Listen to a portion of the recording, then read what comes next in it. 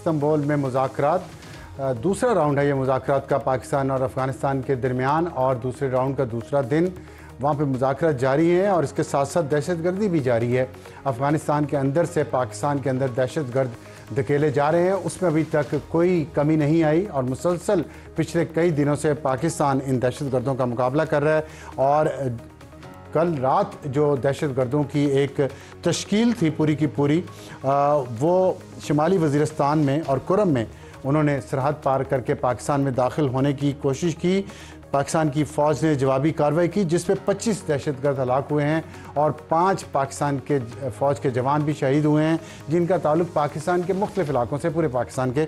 और इससे आप अंदाज़ा लगा सकते हैं कि ये दहशतगर्दी के ख़िलाफ़ जंग कितनी सीरियस है। और इसके बावजूद कि तालिबान रजीम पाकिस्तान के साथ मुज़ाकरात कर रही है, सीज़ फायर जारी रखना चाहती है, लेकिन मुज़ाकरात के पर्दे में जो टाइम ख़रीदा जा रहा है और उस दौरान अपने दहशतगर्द पाकिस्तान में धकेलने की कोशिश हो रही है ताकि ये दहशतगर्दी जारी रहे। और ये भी एक अहम बात है कि इन दहशतगर्दों को जिनको कल रात मारा गया है, इसमें 4 खुदकुश बमबार थे। और ख़ुदकुश बमबार ज़ाहिर है एक ऐसी चीज़ है जो बच्चों को गुमराह करके ख़ुदकुश बमबार बनाया जाता है। और इस्तांबुल में मुज़ाकरात कर रहे हैं और पाकिस्तान का डेलीगेशन वहाँ पे है। पाकिस्तान ने बहुत वाज़ेह तौर पे ये कह दिया है कि ये शराइत हैं, आपको ये माननी पड़ेंगी। और उसमें सबसे अहम शर्त यही है कि आपकी सरजमीन पाकिस्तान के ख़िलाफ़ दहशतगर्दी के लिए इस्तेमाल नहीं होगी, वरना पाकिस्तान खुली जंग के लिए तैयार है। और दूसरी तरफ आपको पता है कि इंडिया ने भी अपनी मशक़ें शुरू कर दी हैं।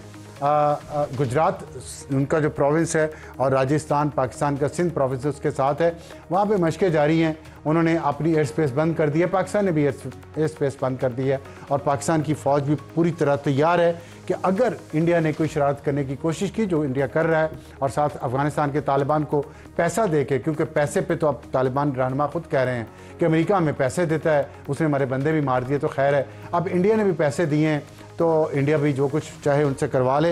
लेट्स सी के सिचुएशन किस तरफ जाती है। ये तो आज की अहम खबर थी और हमारे आज के प्रोग्राम का तारुफ हमारी टॉप स्टोरी होगी।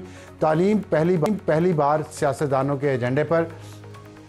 मुसलसल पाकिस्तान का मीडिया और पाकिस्तान के लोग ये कहते रहे हैं कि पाकिस्तान के सियासतदान एक दूसरे पर सिर्फ इल्ज़ामात लगाते हैं, पावर पॉलिटिक्स करते हैं, इक़्तिदार में आते हैं और अपने कबीले और जाने वालों को फ़ायदा पहुंचाते हैं, आवाम के लिए कुछ नहीं करते। लेकिन हमने एक खुशगवार तब्दीली देखी जब कुछ दिन पहले पंजाब के वज़ीर तालीम राना सिकंदर हयात ने अपने बेटे की तस्वीर ट्वीट की और उसमें उन्होंने कहा कि मेरा ये बेटा एक सरकारी स्कूल में जा रहा है जहाँ पे मेरे नायब कासिद का बेटा भी तालीम हासिल कर रहा है। इसके साथ ही उसके बाद नदीम अफजल चंद जो सेक्रेटरी इन्फॉर्मेशन है पाकिस्तान पीपल्स पार्टी के और साबिक रुकन कौमी असम्बली भी हैं, उन्होंने उस ट्वीट को रीट्वीट किया और कहा कि आएँ मैं भी इसी हलके में हूँ और मैं आपको दिखाऊं कि मेरे हलके में स्कूलों की क्या हालत है और तालीमी निज़ाम की क्या हालत है। आपने ये ट्वीट किया, बहुत अच्छा किया, लेकिन हालात ग्राउंड पे मुख्तलिफ हैं। और जिसके जवाब में राना सिकंदर ने यह चैलेंज कबूल किया। अब तारीख का तयन किया जाना है जो 28 और 29 अक्टूबर हो सकती है, जहाँ पे विज़िट किया जाएगा दोनों सियासी जमातों के रहनुमा, बड़ी सियासी जमातें पाकिस्तान की, पाकिस्तान पीपल्स पार्टी और पाकिस्तान मुस्लिम लीग नून, ये मुकाबला करेंगे इस बात पे कि बच्चों की तालीम के लिए कौन ज़्यादा संजीदा है, कौन सी सियासी जमात। बड़ी अच्छी बात है, आज दोनों हमारे साथ मौजूद होंगे इस प्रोग्राम में। हम उनसे बात करेंगे कि सियासी जमातें इस एजेंडे पर क्यों काम नहीं कर रही और सिर्फ इंतशार क्यों फैलाती हैं इस मुल्क में, चंद सियासी जमातें, सारी नहीं। और क्या इंतशार की सियासत बेहतर है या तरक्की की सियासत बेहतर है, इस पर बात करेंगे। और इसके बाद हमारा आज का हॉट इशू, आज़ाद कश्मीर वज़ीर-ए-आज़म की तब्दीली क्यों ज़रूरी है जबकि सिर्फ 9 महीने वापस बाकी रह गए हैं इस असम्बली की मियाद में। हमें इंजीनियर अमीर मुकाम जो वफाकी वज़ीर बराए अमूर कश्मीर गिलगित बल्तिस्तान है वो ज्वाइन करेंगे। उनसे पूछेंगे कि उनकी जमात क्या कर रही है जबकि पाकिस्तान पीपल्स पार्टी जो उनकी सियासी इत्तेहादी है मरकज़ में, वो हुकूमत बनाने जा रही है कश्मीर में, तो क्या उनको सपोर्ट किया जाएगा या नहीं किया जाएगा। और हमारा आज का एडिटोरियल होगा पंजाब स्मॉग के निर्गे में, इसके बावजूद कि बहुत काम किया गया पिछले साल में और हुकूमत ने दावा किया कि इस साल स्मॉग कम होगी, लेकिन लग ये रहा है कि इस साल भी स्मॉग कम नहीं है। इसके बावजूद कि स्मॉग गन्स आई हैं और बहुत सारे इक़दाम किए गए हैं भट्टों के, और इंडस्ट्रियल इमिशन जो है, धुआं है, उसको साफ़ करके हवा में फेंकने के, लेकिन इसके बावजूद भी लगता है स्मॉग कम नहीं हुई। वजूहात क्या हैं इस पर हम आपको अपने एडिटोरियल में बताएंगे। तो हमारी आज की टॉप स्टोरी, हमें ज्वाइन किया है नदीम अफजल चंद साहब, बहुत शुक्रिया जनाब, secretary information Pakistan Peoples party.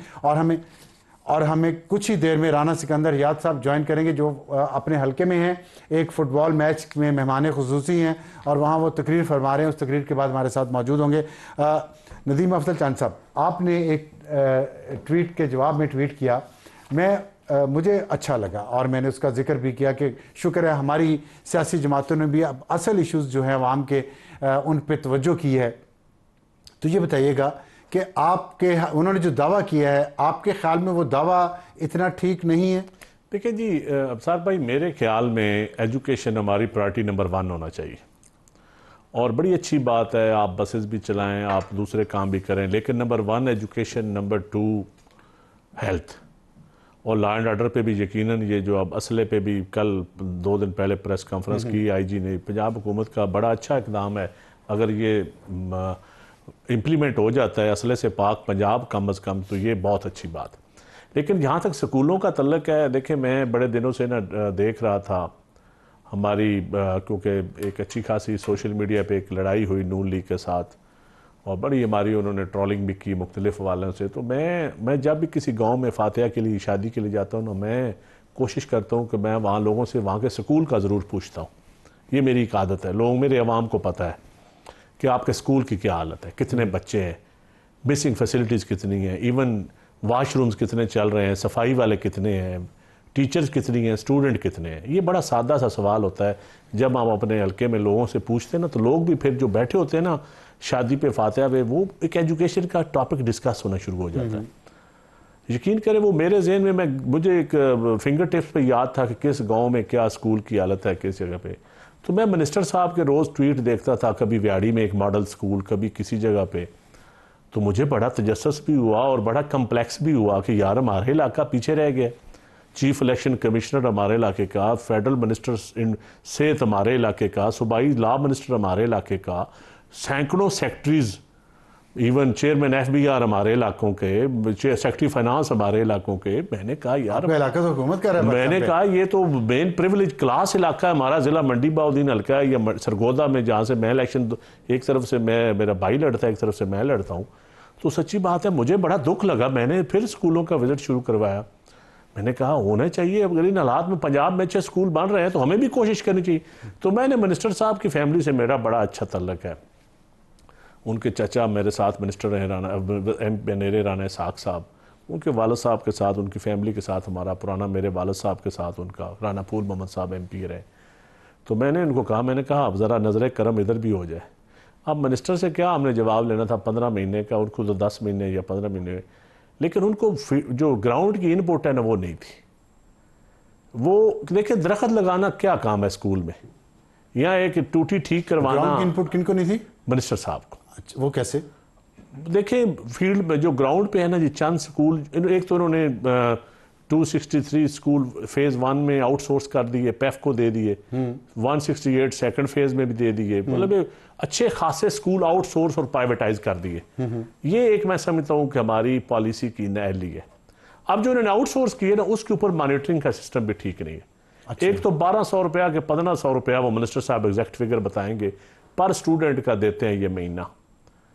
अब वैसे जो स्कूलों में टीचर्स हैं ना, अब पंजाब में मेरिट की वजह से पिछले कई सालों से पंजाब में टीचर मेरिट पे भर्ती होते हैं। ये एक हकीकत है।